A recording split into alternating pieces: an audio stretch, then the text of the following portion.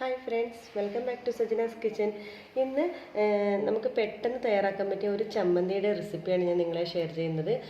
ഉണക്ക ചെമ്മീൻ്റെ ചമ്മന്തി.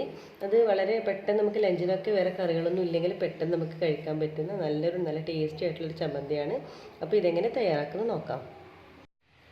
അപ്പോൾ നമുക്ക് ആവശ്യത്തിനുള്ള ഉണക്ക ചെമ്മീൻ എടുക്കാം. അതൊന്ന് നമുക്ക് ജസ്റ്റ് ഒരു പാനിലിട്ടൊരു 5-10 മിനിറ്റ് ഒന്ന് നമുക്കൊന്ന് ഫ്രൈ ചെയ്ത്, അതായത് റോസ്റ്റ് ചെയ്തെടുക്കുക. എണ്ണയൊന്നും ഒഴിക്കണ്ട, വെറുതെ പാനിലിട്ട് ഒന്ന് ചൂടാക്കി എടുത്താൽ മാത്രം മതി. അപ്പോൾ നല്ല കരികരിപ്പോട് കിട്ടും.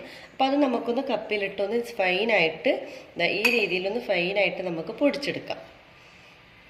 ഓക്കെ, അതിനി നമുക്ക് മാറ്റി വെക്കാം.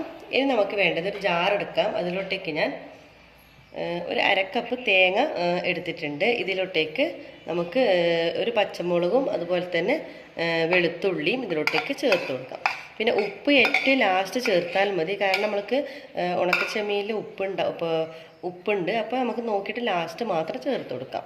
ഇനി നമുക്കിതിന് ആവശ്യാനുസരണം ഞാനിപ്പോൾ ഒരു 1 ടീസ്പൂൺ മാത്രമേ ഇതിലേക്ക് ചേർക്കുന്നുള്ളൂ. ആവശ്യത്തിന് മാത്രമേ നമുക്ക് ചേർത്ത് കൊടുക്കാം. പിന്നെ നമുക്കിതൊന്ന് ചതച്ചെടുത്തിട്ട് വരാം.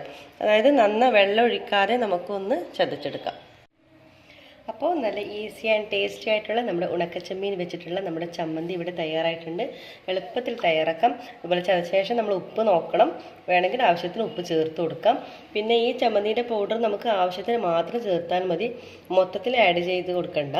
അപ്പോൾ ഈ പൗഡർ നമുക്ക് നല്ലൊരു അടപ്പുള്ളൊരു പാത്രത്തിൽ ഇട്ട് വെച്ച് നമുക്കൊരു കുറേ നാൾ കേടുകൂടാതെ ഇരിക്കുകയും ചെയ്യും. അപ്പോൾ നമുക്ക് പെട്ടെന്നൊരാവശ്യം വന്നാൽ പെട്ടെന്ന് നമുക്ക് ചമ്മന്തി തയ്യാറാക്കാൻ പറ്റും. അപ്പോൾ നിങ്ങളെല്ലാവരും തന്നെ ട്രൈ ചെയ്ത് നോക്കി ഫീഡ്ബാക്ക് അറിയിക്കാൻ മറക്കരുത്.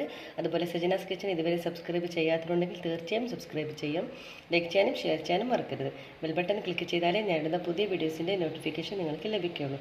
അപ്പോൾ എല്ലാവരും ട്രൈ ചെയ്ത് നോക്കി ഫീഡ്ബാക്ക് അറിയിക്കാൻ മറക്കരുതേ. എല്ലാവർക്കും താങ്ക്